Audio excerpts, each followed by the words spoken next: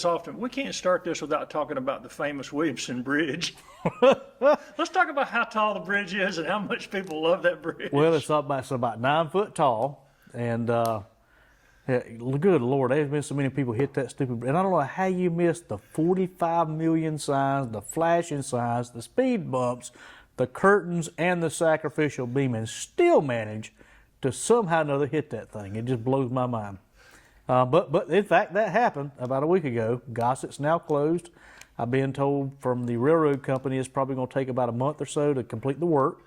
They got some structural issues. They got to bring some welder and fabricators in to remedy that, and then we'll have it back open to the public. I am proud to say that those are putting the speed bumps and the curtains in where you hit the curtain prior to hitting the bridge has been a tremendous help. That's been a big, big deterrent because you hit that, you hear it before you hit the bridge. I can only assume that our latest driver must have had the radio on wide open and had his earphones on and his eyes covered up and just, I don't know what he was doing, but we'll hope to have it back up in a month. It's expensive as well as a pain to have to go through. It's tremendously expensive. I hope he's got good insurance. I can guarantee the railroad's going to have a heck of a bill to get that taken care of. But so yeah, the bridge, the curtains and the speed bumps have helped. This is the first major bridge strike that we've had in the last year and a half. We did have another bridge strike by FedEx truck. Most of those are typical aluminum cans. They don't do much damage. They tear the truck all to pieces, but it doesn't usually damage the structure. And so that's one of our biggest fears. As a matter of fact, you can hear in the background the train coming through right now. That's one of our big fears is that somebody comes along, hits the bridge in this case, a track hoe was attached to the trailer, and somebody hits it, causes some major structural damage, and then drives off, and nobody knows that it happened.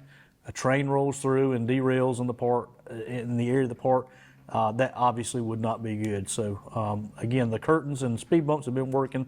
They've cut down on that a lot, but apparently some people just don't get it.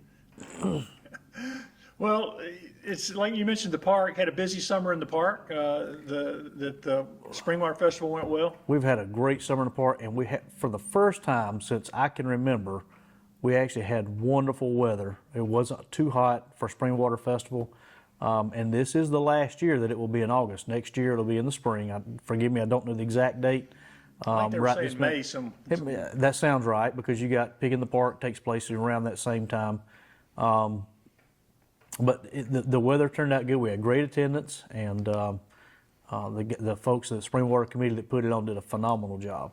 So super excited about that. Pickleball courts, they seem to be used a lot. Pickleball court, especially this time of year, it's gotten a little cooler in the afternoon and cooler in the mornings. I came by the other morning at about 4:30 in the morning because I get up at 4. I'm getting a little older. The older I get, the earlier I seem to rise, and drove through the park, and they were probably 20 people out playing pickleball at 4:30 in the morning, 5 o'clock. I'm like, where in the world these people get this energy from? So yeah, this pickleball has been tremendously popular and been a blessing to us in the city to be able to see folks coming out and enjoying our amenities we have to offer. And where you're at on the construction in the park, you can tell there's stuff still going on. I am so glad that you asked. So I have just walked back over from the park. The equipment arrived a week or so ago, and the guys that do the installation were on vacation during Labor Day week last week, so they started this week, and they've gotten 3 stories of the main structure up. They're getting ready to put the roof on, and then they'll start building up from that main structure. And I'll tell you, I didn't realize it was going to be as tall as it is. It's going to be a big, beautiful structure that I'm super proud of. Matter of fact, I just posted on our social media, so y'all go back and look on social media, and you'll see pictures of it being erected now. So we hope to have that done in about a month. That's the timeline. Obviously, that's weather permitting. With this hurricane rolling in, may delay it a little bit by a couple days, but shouldn't be anything major. The other improvements, you're kind of still waiting on the equipment to come in and stuff? So a couple of other minor improvements that we're doing is in between the pickleball courts and basketball courts, we're putting in a sunshade there, along with a back-to-back bench. So you'll be able to sit, one side of it be facing the basketball court, the other side will be facing the pickleball courts, and there'll be a shaded area so that our community can sit out, parents, and enjoy watching their kids play or just get out of the sun for a little bit. How about the playground? Playground's going up. It's like I said, that's the 3-story structure I was talking about. I expect it to be done in about a month. Now, in November, Brookdale Park, the equipment's been ordered, but that's the steel structure going up. We expect to start tearing down the existing structure next month in October, and then we'll start digging up the old concrete, pouring new footers, do some site work, a little grading, and then that engineered structure will go up in November. That's the plan, provided all the equipment arrives on time, and there's no indication that it won't. So super excited about that too. It's going to be a really, really nice structure there. We've currently had a wooden structure that's been there for quite a number of years, got a lot of termite damage and stuff like that. It's been there probably since the 60s, late 60s, so it's time. And so this will be a structure that certainly last my lifetime, both the playground and the Brookdale Park shelter. So I guess ready for events. What events you got scheduled in the fall here? All right, so if you do not mind, I'm going to read off my sheet. That way I don't miss anything and people get mad at me. So September the 13th through October the 4th, we have our Fall Scarecrow Decorating Contest. That's sponsored by Envision Williamston. So if you go down Main Street, Williamston, throughout the town, you'll see scarecrows all over the place. There'll be if you go to Envision's webpage, there'll be a place where they can go vote on who's on those scarecrows, and we'll have some awards for that. On September 21st, Envision Williamston is also sponsoring some financial classes, whether it be a small business owner or whether it be just an individual that wants to try to get a handle on their finances, learn some ideas. That's something we're providing free of charge. That'll be here at Town Hall from 10 to 2 p.m. So we're looking forward to that. October the 8th, we have our Fall Pastors Breakfast. We have them in usually, I think, twice a year in the auditorium. We invite the pastors to come speak with us and have a breakfast. And then October the 18th, we have the Palmetto Business Association golf tournament. So if you're not tied in with the PBA and the golf tournament, that's an opportunity for you there too. You can look them up on social media, Palmetto Business Association. All right, big stuff going on. October the 19th, we have Boo in the Park. That's always a huge event. We have thousands of kids come from all over. That's October 19th from 5 to 9. And we have a rain date on the 26th. So if we were to get rained out on the 19th, it'll be on the 26th from 5 p.m. to 9 p.m. If you're a business or somebody like that would like to come out and pass out candy, we'd love to have you here too. Just see the ladies up front at Town Hall. And December 1st, we have our Winter Wonderland. That's always a super exciting event. We're looking forward to that. You got the carriage rides, you got the lighting of the town tree, you've got It's going to work snow. this year. It's going to work this year. The lighting of the tree is going to work this year. Listen, I'm batting 2-0 right now. We're shooting for three for it to work on time, absolutely perfectly this year. When I click that button, that dang tree better light up this year. If it don't, I may just resign and quit, or at least have somebody else start lighting the tree every year, because clearly I'm not successful at doing so. So we're super excited about that. That on December 1st, the Winter Wonderland, that starts in the evening, but the holiday market actually starts from 2 to 8, 2 p.m. to 8 p.m. in the auditorium here at Town Hall. Last year they sold out. The year before they sold out. So tons and tons of vendors will come in. It's a great time to get your Christmas shopping in. Look forward to seeing people there. 7 p.m. to 9 p.m. is when we have our tree lighting and all the other festivities. We'll have snow here. It will snow in Williamston. Every year it snows. So we're excited about having the fake snow machine. It's going to snow whether God lets it snow or not. And then on December 1st, that evening, we also have the Christmas parade from 5 to 7 p.m. So later parade. It will be, yep. Well, no, the parade's not, it's later in the evening, yes. Yeah, So that's what I mean. 2 to 8's the market will be open. 5 to 7's the Christmas parade and tree lighting and other festivities, 7 to 9. So we're packing a lot in a big day. It's going to be a big day. We'll all be worn out by the end of the day, but it promises to be an outstanding day. We look forward to seeing everybody here. What else has been going on in Williamston here? How's the economy doing over this way? The economy's good. We've got lots of houses being built. We just have started a $1.5 million road paving project thanks to the C funds. That's Parker Street, Lee Street, Dove Street, quite a few streets around town that are getting paved. And keep in mind, when we're talking about paving, resurfacing roads is $450,000 a mile, and that doesn't include full depth patching. That's strictly laying down another surface on that road. That's a road that can be fixed. That's a road that can be fixed easily. So 1.5 million, roughly thereabouts. While that sounds like a lot of money, it didn't go very far. I am proud to say that in addition to that, we also have another request into the County C Funds Committee. It was postponed in August, but we think it's going to be funded this next go round. It'll be another 1.1, 1.2 being for several roads throughout town, those secondary roads. And people need to understand too, Main Street's supposed to be paved this year as well. So we're excited about that. That'll go from basically the bridge at the Career Center where Larry's Used Cars is, and will continue all the way to SunTrust Bank there at Greenville Drive and Hamilton Street. Again, I don't have any control over that. That's according to DOT's website. It is the #1 project in Anderson County right now in our neck of the woods as far as our rating in need. So I expect that to happen pretty soon. So looking forward to seeing that come to fruition. But people need to understand too the difference between state roads, county roads, and city roads. And one thing that I think is important, especially for Williamston residents to understand, Main Street, Williamston, I have zero control over. Any state road, Hamilton Street, I've got no control over. There's a lot of state roads throughout that you wouldn't think would be a state road. Mill Street, William Street, all of those are state roads. I couldn't fix that road or do something with it if I wanted to. Fortunately, those roads are all in pretty good shape with the exception of Main Street. All of them have been recently paved. So the state, while they're using that gasoline tax money that they've had come down with the increase in gasoline tax, it has made a noticeable difference in our community. And we hope to see that continue to rise. In addition, C-Funds Committee has also gotten additional funds to be able to divvy out for our state roads. So our funding sources for town roads, back in, I guess, around 2010, the General Assembly said if you have over 2,500 residents in population, then each municipality is responsible for their own roads. Oh, and by the way, we're not giving you anything to pay for it. Williamston has never had a roads budget. We've never created a road. We've never built a road. We've never maintained a road.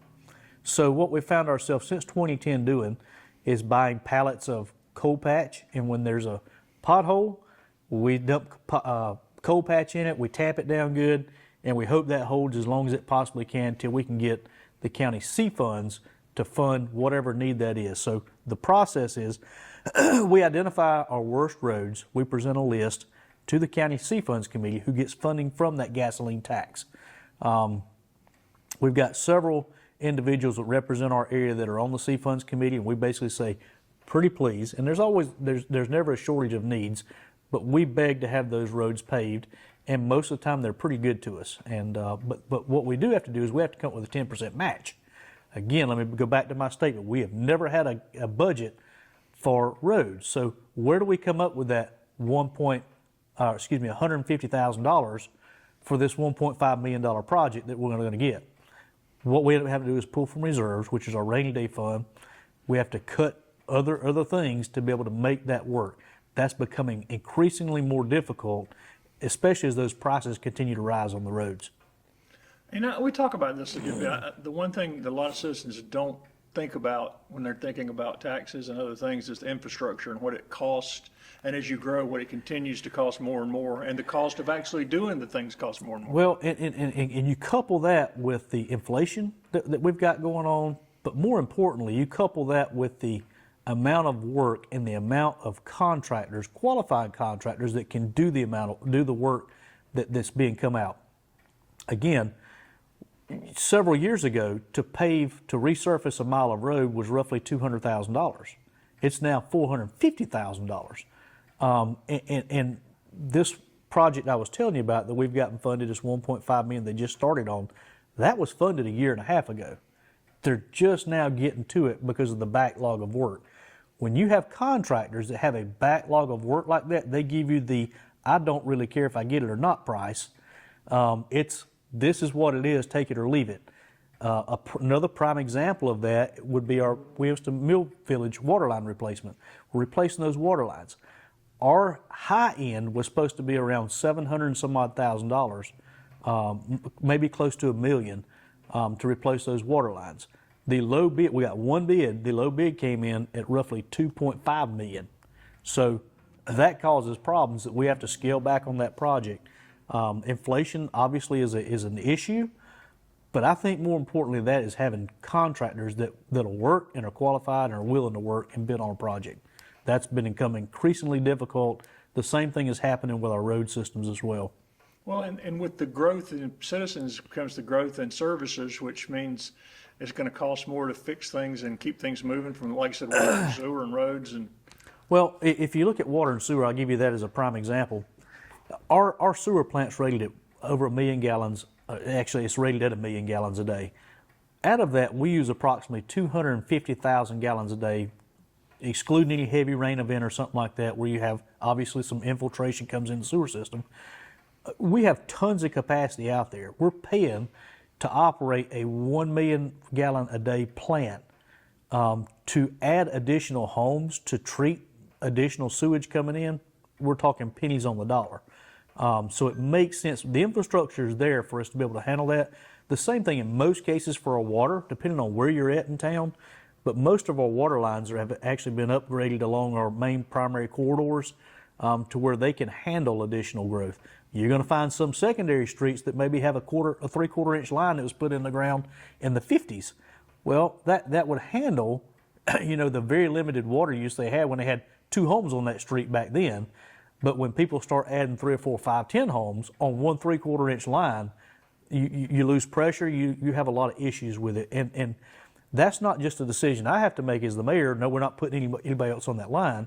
That's actually a DHEC requirement. We have to meet certain PSI levels to be able to add a tap onto that line. So, and that's another thing. We can't just take that 3/4 inch line, dig it up, and stick a 2 inch line in it and call it done. I mean, it's a simple process, but it requires permitting through DHEC, and anytime you got permitting, engineering, all that good stuff, that adds to the overall cost of things. And quite frankly, that's why our tax dollars don't go as far as they used to, because you can't just go in and dig it up, fix problems. You have to go through certain process, particularly when it comes to things like water and sewer that are consumables. And the regulations on like lead SARs and Everything's stuff, heavily regulated. I'll give you another prime example. We're right now, our sewer guys are doing nothing but going to our meters, digging up on the customer side. We're responsible all the way to the meter side. From the meter to the home is the customer side. If they have a water leak from that meter to the home, their responsibility to fix it. We don't know what's in the ground there. We know our inventory of what we have in the ground going down a particular street and even up to the meter.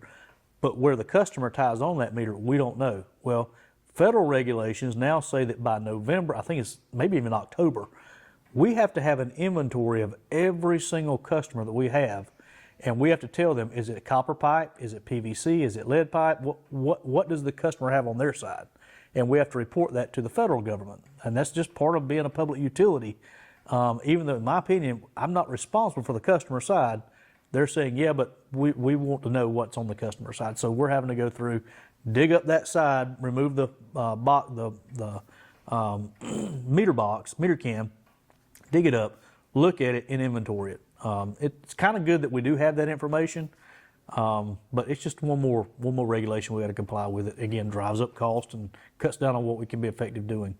And the growth we're talking about, you just mentioned housing. How are the housing developments coming?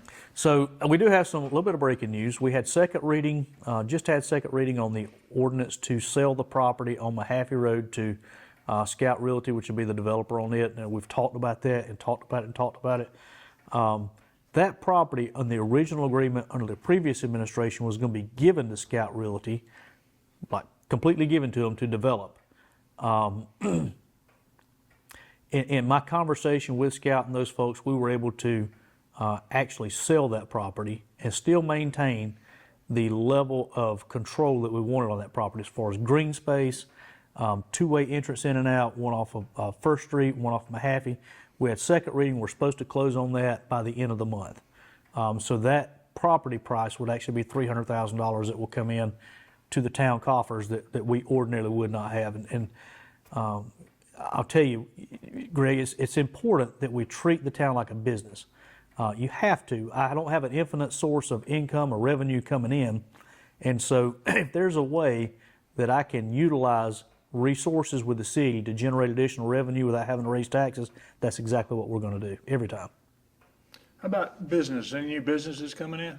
Trying to think if I can talk about a couple of them. There's some interest, I'll put it to you that way, with a large retailer looking to come to Williamston. We're not talking about Walmart, so I don't want to get any rumors there, but it'll be a national retail chain that's looking to come to Williamston as well. We're working some final details out with water, sewer annexation possibly. some other things that we got to do to make that happen. That it'll be some exciting news for our town. There's a couple of restaurants or unique shops. We've got an ice cream shop coming. They'll be opening in January. I think they may try to do a few little things before then, but they're renovating the old, I don't remember what bank it was, but the property down, used to be a bank building over near Hardee's on Anderson Drive rather. So that's super exciting. They've already got a functioning business called Wicked Licks Ice Cream. They're in, I believe, Walhalla. And so I think that's unique I know it's unique to Walhalla. And the reason I know it's unique, people drive from Anderson, Williamston, Simpsonville to go to Walhalla for this specialized ice cream. They have a really unique niche market. That's exactly what we want in Williamston. I want Williamston, my vision is that if you live in Travelers Rest, Greenville, Spartanburg, Simpsonville, you wake up on Saturday morning, you grab your wife and kids, say, let's go spend the day in Williamston. Why would I want to go spend the day in Williamston? Our trails, the oldest public park in the nation, perhaps. Pickleball, brand new, beautiful playground, niche shops, those type things are what brings people into areas that they would not ordinarily come. We've got to be a destination place, and I think we're on track to do that. And is the building there across from the dog park still part of that? It is, plan? and so they've trying to think of what else I could tell you from that one. They're presenting the architectural drawings at our next council meeting. I've got kind of a preview of them, and it's super exciting. I do know that before they start building out in tenants, they want to do something to kind of gather attention to that area. And one of the things that they're wanting to do is bring in maybe if you're familiar with Gather Greenville, where you have the food trucks and kind of have potentially the Connex that's turned into food truck things, specialty things that will bring people in. In addition, Big Creek Station, I met with those guys last week, and they want to go ahead and proceed with installing of a disc golf course along the trail that will proceed through that property on back toward Palmetto Middle School. And I'm not a disc golfer, so I don't know a whole bunch about it, but I do know that there's a very unique basket that we would be the first ones in South Carolina to have. And it's a basket that was invented in, I believe, Sweden. And so we're super excited about that. And there's also an app, if you're an avid disc golfer, you can pull it up and it shows you where all the courses are, what type course, all the pertinent details, whether it's par 3, par 5, the specific details. But in addition, we've already made that app is coming soon. So if you would like to see where that's at, I don't know what app it is. It's whatever the disc golf people use, you'll be able to see the location of that. They've already got it plotted out. I've already given instructions to go ahead and proceed with it. And super excited about that. Just one more amenity we can offer folks to be able to come in and spend the day in Williamston. And I know you've said this 100,000 times to people on social media and everywhere else, but When's when Ingles you coming? hear something, when is Ingles coming? Lord. I'll be honest, I haven't heard a thing since I believe it was January was my last conversation with them. Everything's still on target. They're still rocking and rolling. They're still building stores, but again, it's still way back from when they purchased the property. They were building 4 stores a year, like from ground up. They have not done that since COVID. When COVID hit, that slowed everything way down, the cost of building materials. The good news is building materials has come down. Now the cost of labor is sky high if you can find contractors to do it. The contractor seems to be the shortage of contractors. That's the shortage of contractors right now is a massive, massive issue. I can't tell you what's causing that. Is it the large influx of dollars that's being pumped into the economy to get work done? I don't know what the answer is. Is it the lazy people just not working anymore? I don't know. But The old guys that knew how to do everything. the old guys they're all retiring, I guess. I hope to join them one day soon. But now, again, there's a lot of different things that we could do, I think, to help speed that process along. And rest assured, we're doing everything we possibly can do on the city side. Nobody wants city more than I do. We do have an election coming up this year. And I swear I was hoping that, one thing that I'm most proud of is the efforts that my staff has put into making things like that Ingles deal come to fruition. That was people don't really realize the effort and that went into making that deal happen. And so nothing would make me happier than to be able to get on this thing and tell you Ingalls is coming next week or next year, but I still don't have that information yet, and I apologize. I do know that there's no talk of it changing hands or doing anything. You've heard rumors, but they're just that. They're rumors. I've talked with the folks directly in January, and they're still planning on moving forward. Matter of fact, I think I've told you last time I talked to you, the actual plan is to have it larger than the current footprint that originally planned. So if you picture the Powdersville store, it's just like Powdersville, but bigger, including the EV charger stations, including fuel station, including Boar's Head, including Starbucks inside, the Asian market, pretty much everything you could think of in an Ingalls store. That's the plan. And again, that whole facility be dozed and started all over from scratch. The trail project will be bidding out, and then we're talking about phase 2. Phase 1 was completed during a previous administration. Phase 2 will go from Veterans Park almost to Mill Street. Almost to William Street. Where the project's been engineered, DOT permitting came in yesterday, and I expect the project to be bid by the end of the year. The engineer's working on that now. They handle all the bid process. So hopefully we'll get more than one bid, and hopefully they'll come in under bid, and we can go even further with those dollars. That would be super exciting. Yeah, the trails are something people are really wanting, right? You don't realize the economic impact a piece of concrete has when people can get out and can enjoy the outdoors. And I'm going to tell you, if you have not been outdoors in the last week or so, wow, I am so ready for fall. The wife's got her pumpkin candles going. It's my favorite time of year. I absolutely love it, and it has been fantastic weather. I don't know what's going to happen with this rain and hurricane coming in, but I'll take the cool weather over hot any day of the week. Ain't so much clothes I can take off, Greg, and still be decent. Still maintain proper decorum. You know, if you remember a while back, we bought the old Boyd building back behind Main Street Motors, and that building, we were trying to figure out what do we do with this building. And right now we got some city materials stored in it. I think we got our old 36 fire truck and stuff like that we just don't have room to have. You know, we want it to be out of the weather and stuff like that. So we were approached by Kenny Andrews with, he has a nonprofit that helps bring dry goods, paper towels, tissue paper, deodorant, soaps, all kinds of things. He gets transfer truckloads in, and once a month they have a community giveaway. And I'm going to tell you, at first, when he first pitched the idea to me, I was like, I don't know about that.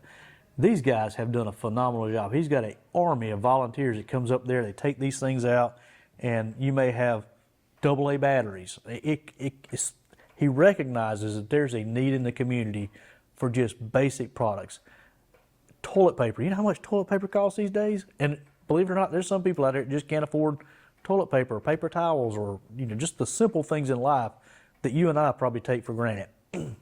His army of volunteers, boxes, they get transfer truck shipment in, they organize it, stack it, they place it into bags, and once a month the community comes through, and each person gets about $250 to $300 worth of goods that they can use in their home. So this has been a big community benefit to not only Williamston residents, but I mean, people come from as far away as Piedmont, Anderson, but primarily the big benefactors is going to be Pelzer, West Pelzer, and Williamston, the Tri-City area. And man, what a good use of that building has been. I can't promise you that's what it's always going to be, but while we're in limbo, not really having a direct need for it, that has been a big benefit to our community. Huge benefit. Those kind of things draw the community together too as volunteers. It does. Everybody wants to be a part of something special, whether it be, in a park improvement or helping their neighbor out. And we're blessed, Greg, with probably the best community anywhere around as far as volunteers. The Envision Williamston volunteers that help put on all these events I just read to you about. That doesn't happen by me. That doesn't happen just by council, although we have an integral part of it. That happens by people who are investing in their community, and there's no shortage of that in Williamston. We got a shortage of workers. We do not have a shortage of workers that are doing work for free in Williamston, volunteering their time, making Williamston a better place to be, and I'm so thankful for them. Okay, I'm going to give you a Williamston update on the election. Okay, how about that? that'd be good. So obviously in November, we have an election coming up in Williamston. yours truly here is up for re-election. I had said I was not going to run. I was going to ask you. Yeah, you made that decision. Boy, my wife's still mad at me about this. I would lie if I didn't say I didn't love the job, and I love the job because it's very rewarding to be able to look and see your hard work and see things come to fruition. There's nothing makes me any prouder than to ride through with an idea and a concept of a pickleball court and ride through at 10, 11 o'clock at night and see people out playing pickleball, enjoying life, spending quality time with their family, bringing other people into our town who ordinarily wouldn't come. That gives me great joy and pride. Back to the election. I'm up. Council Lady Austin is up, and I think Councilman Alexander. Those are the three that are up. Apparently, I'm running unopposed, I've been told. I did sign up, and my thoughts were, I'm not going to run a campaign. Either you want me or you don't. You know what you're going to get at this point. You're going to get somebody that's going to work hard for you every day to the very best of my ability and to my wife's chagrin. Because it does take a lot of time away from my family. But we do have Councilman Alexander, I think, is also running unopposed. Our long-term public works director, David Rogers, has filed to run against Tabitha Austin. So no matter what happens in that race, Williamston wins. We've got two great people. Tabitha's been instrumental in helping things like get the pickleball courts, making sure we had the funding for it. All the good things that came about since I've been mayor, she's had a hand in that. But in addition, David's had a hand in keeping the town running for the last, 50 years, I think he was, has worked for the town. So either way, Williamston residents win. I look forward to working with either one of those two.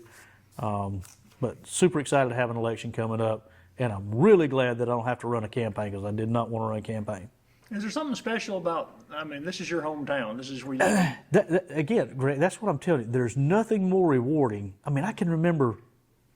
remember everything about this town from the time I was we're talking early 70s, mid 70s, that I can now make a difference, whether it's planting a tree, whether it's putting in, a bench that'll be there for the next 50 years. I had the opportunity to shape firsthand what my community is going to look like 50 years from now. That's an awesome responsibility, but man, it's rewarding. It's rewarding as heck to see, and I get excited about it. It's rewarding to see those things come to fruition, and I love watching our community come together to make things happen. My job is to be, Blake Sanders will tell you, my job as the mayor is to be the visionary. Matter of fact, I think he actually stole that from Mayor Riley in Charleston. He and I are both graduates of the Riley Institute of Architectural Design. But empowering people, creating a vision, and turning them loose and letting them go, and seeing what can become of that is just unimaginable. It's unbelievable.